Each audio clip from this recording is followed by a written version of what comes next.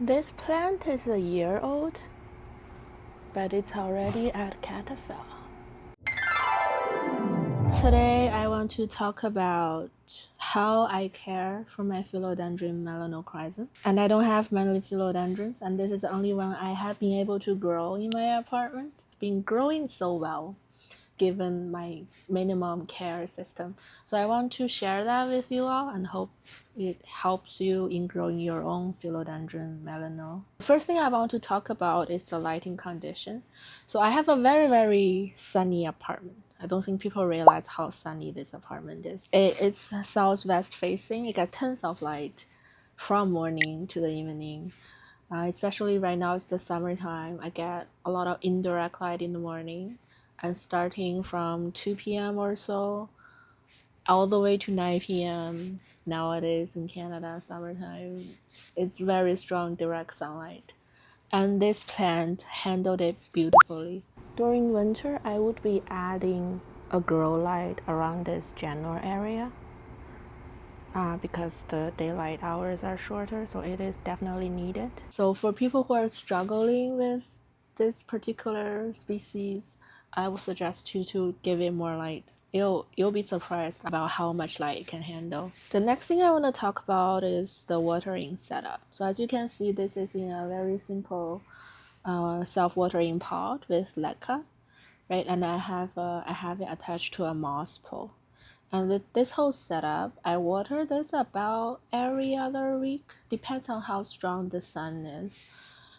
So in the middle of the second week, I'll check the water reservoir. If it is almost empty, I'll definitely water it. So it's been ranging about 1.5 to 2 weeks in between waters, and that's the only time I would water the moss pole as well. So the moss pole is definitely not wet 100% of the time. So for people who spend a lot of time keeping the moss pole moist, maybe I guess given your condition, maybe reconsider it. I don't know if it's 100% necessary to have a wet moss pole all the time. The next thing is humidity.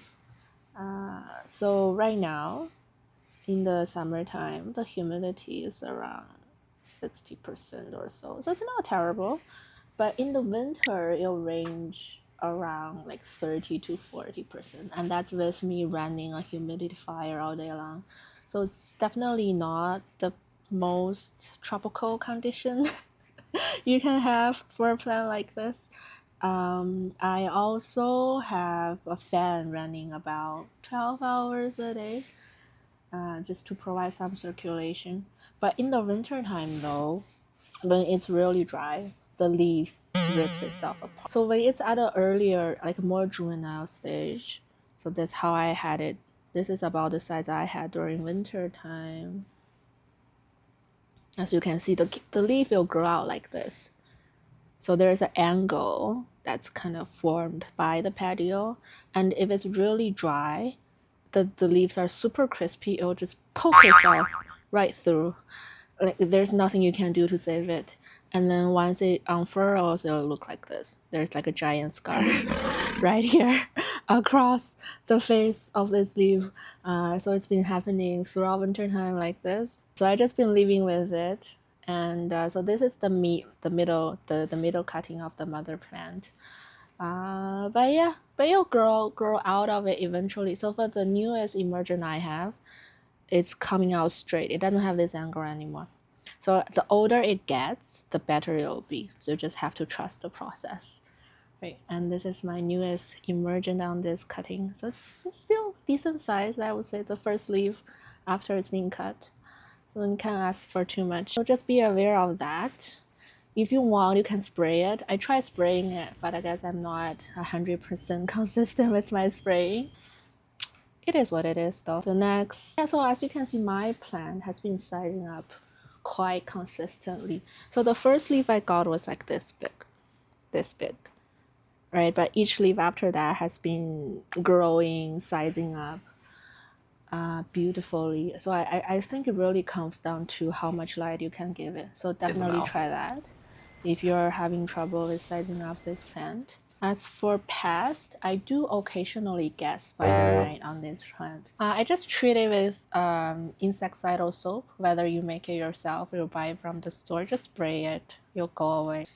It's generally not the biggest deal to me. For nutrients, I do fertilize it every week. All my aroid plants use the same nutrient solution. It's like a store-bought 3-bottle formula package. And I do add some humic acid and CalMag into it, dilute it a little bit and water it every week. So let me know if you're interested in the nutrients that I use. I can make another video about that. I guess another thing about propagation, I think this plant will root into the moss pole quite easily if you attach it to one. But the thing is, once it's rooted into the moss, it'll be quite hard to separate. That's at least what I found.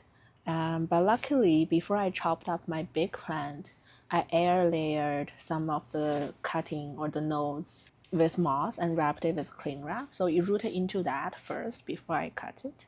And then I kind of potted them separately into LECA. And it hasn't really given me a problem. So I highly recommend to air layer it first before you decide to chop your plant. This is the top cutting. As for the top cutting, the first leaf after you cut, that one was really wonky. So that one actually rotted in the sheath. It never really came out. But the one after that is this one. As you can see, this is sized up beautifully. And for reference, it's been really big. And this is a new emergent after that. And it's looking that it's going to grow quite big as well. So yeah, I'm very excited to see how bushy and how big this plant can get. That's how I've been growing my philodendron. And it's been relatively easy. It's definitely one of my less cared for plant, I would say. I know this plant has a reputation of being fussy, but for me, honestly, being a very chill ride. So I appreciate that. The most important thing again, I think, is just the lighting. Give it as much as light as you can, and you'll be surprised how big it can grow. But that's all I want to talk about today. So thank you for watching. I'll see you in the next one. Bye.